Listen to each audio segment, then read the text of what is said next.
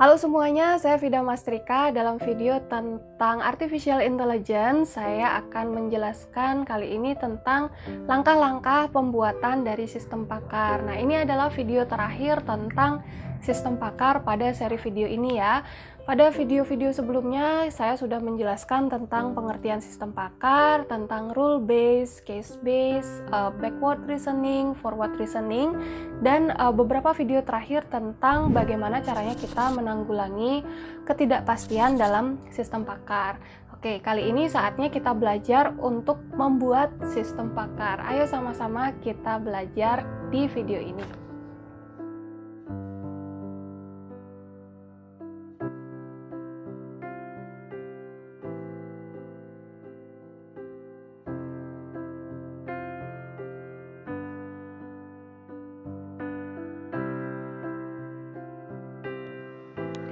Oke, saya lanjutkan dengan bagaimana caranya atau langkah-langkah secara umum bagaimana caranya kita membuat sebuah sistem pakar. Nah, di video-video saya sebelumnya ya, saya sudah menjelaskan kalau sistem pakar itu terdiri dari beberapa bagian utama. Yang pertama, dia harus ada knowledge base untuk menyimpan pengetahuan. Yang kedua, ada inference engine untuk mengolah pengetahuan tersebut supaya kita bisa dapat keputusannya seperti apa.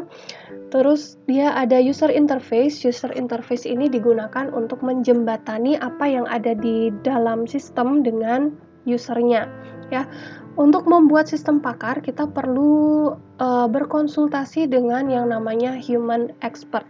Human expert adalah ahli dalam bidang yang ingin kita buatkan sistem pakarnya, dan yang ini nggak cuma satu aja biasanya ya, bisa lebih dari satu. Nah, apa yang ada di human expert, semua pengetahuannya ini disampaikan ke knowledge engineer-nya. Knowledge engineer-nya yang akan membuat knowledge base, inference engine, dan user interface-nya sampai nanti bisa dipakai oleh user. Dan user ini kemungkinan saja dia bukan seorang expert ya. Oke. Itu adalah gambaran umumnya. Untuk langkah-langkah secara umum untuk membuat sistem pakar, pertama kita harus menilai sebuah keadaan dulu. Nah, ini nanti akan saya jelaskan di slide terpisah ya. Setelah itu kita mengoleksi atau mengumpulkan pengetahuan yang mendukung keadaan tertentu. Setelah itu kita rancang dia sistem pakarnya. Setelah itu kita buat sistem pakarnya. Nah, setelah pembuatan ini ada pengujian ya. Pengujian ini kalau misalnya ada yang masih kurang, kita bisa tambah lagi pengetahuannya, balik ke langkah 2, atau kita buat ubah lagi perancangannya dan kembali ke langkah 3 ya. Nah, setelah ini kalau memang sudah selesai ya, sudah tidak ada permasalahan lagi di pengujiannya, berarti kita akan melakukan dokumentasi di langkah yang ke-6. Setelah itu pemeliharaan atau maintenance di langkah yang ke-7 ya. Oke, penilaian keadaan apa yang harus kita lakukan? Pertama, kita harus mengidentifikasi masalahnya apa dan apa yang kita butuhkan untuk menyelesaikan masalah tersebut. Kita harus pastikan benar-benar apakah permasalahan ini membutuhkan sebuah sistem pakar. Kalau misalnya tidak memerlukan sistem pakar dan bisa diselesaikan dengan sistem tradisional, lebih baik akan menggunakan sistem yang tradisional ya. Yang selanjutnya yang perlu kita pastikan adalah domain masalah tidak terlalu luas. Nah, kenapa seperti itu? Karena dalam sistem pakar, aturan-aturannya akan semakin banyak kalau domainnya terlalu luas. Buatlah sistem pakar untuk satu domain yang kecil, misalnya untuk diagnosis penyakit kulit. Nah, penyakit itu kan banyak ya. Kita kecilkan lagi domainnya hanya di penyakit kulit saja. Atau yang lebih singkat, yang lebih kecil lagi, kita diagnosis penyakit kulit tertentu gitu ya.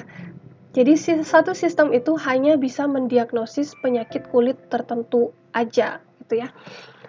Yang perlu kita pastikan lagi adalah tersedianya ahli yang bersedia untuk diekstrak ya. pengetahuannya untuk dijadikan knowledge base dalam sistemnya. Setelah itu kita mempertimbangkan pembiayaan dan pengembalian investasinya. Kalau misalnya permasalahannya terlalu besar, kemungkinan tidak akan kita ambil tidak akan kita buat sebagai sistem pakar, ya. Yang kedua adalah koleksi pengetahuan, ya. Kita harus mendata pengetahuan dari para ahli atau sumber lain yang terkait dan membuat representasi pengetahuan yang sesuai, apakah dengan if, then, atau dengan yang lainnya. Oke, selanjutnya kita harus merancang dengan menentukan akan membuat expert system dengan teknologi apa. Teknologinya apakah dia bisa diakses melalui web atau hanya aplikasi desktop saja? Apakah aplikasi mobile atau yang lainnya? Nah, seperti itu ya. Kita juga harus menentukan integrasi sistem pakar dengan database atau sistem lainnya dalam satu lingkungan.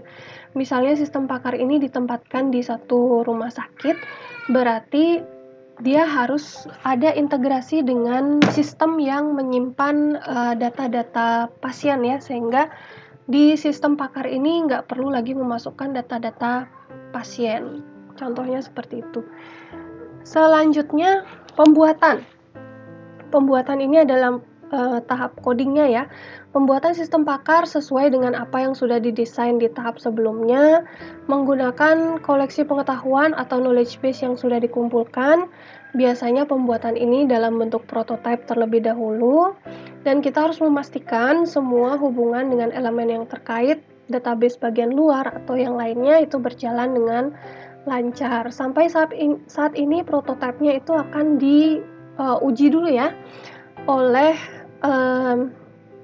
pembuat sistem dulu, setelah itu akan diuji juga oleh calon penggunanya. Apakah masih ada error, apakah masih ada kekurangan, apakah masih ada sesuatu yang perlu ditambahkan, itu akan terlihat di tahap pengujian ini. Selanjutnya, kalau misalnya pengujian ini menghasilkan beberapa catatan yang perlu diubah ya, atau perlu ditambahkan, berarti kita bisa kembali ke langkah 2, ke koleksi pengetahuan. Kalau misalnya pengetahuannya masih kurang gitu ya, kita tambahkan lagi atau kita kembali ke dari langkah 3, dari perancangan dulu.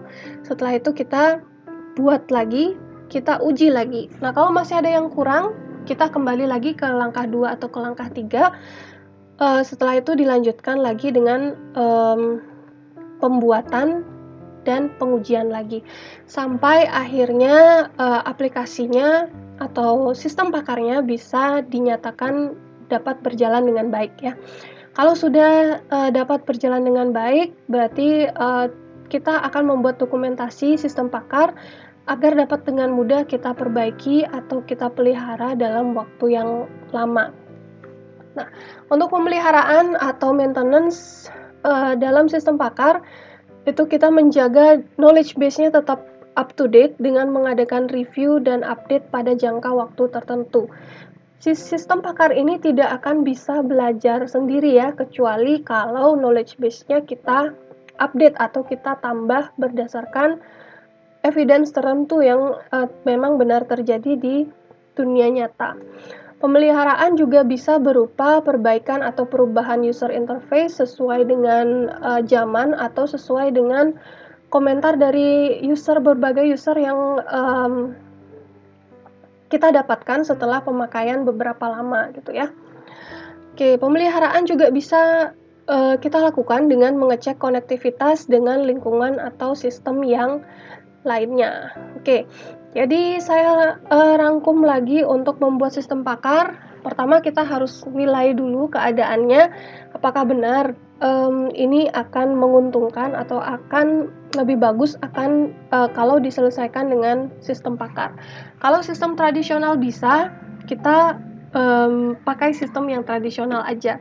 Setelah itu kita kalau sudah ditentukan akan menggunakan sistem pakar, kita koleksi pengetahuannya, kita lakukan perancangan, pembuatan, pengujian. Kalau misalnya di sini masih ada kekurangan, kita bisa balik ke koleksi pengetahuan atau perancangan. Kalau sudah oke, berarti kita ke dokumentasi dan pemeliharaan. Oke, itu dia untuk langkah-langkah membuat sistem pakar. Oke, itu dia video saya tentang bagaimana caranya kita membuat sistem pakar. Saya sudah rangkum dalam beberapa langkah-langkah utama yang bisa kalian lakukan untuk nantinya dari awal sampai akhir membuat sistem pakar yang baik.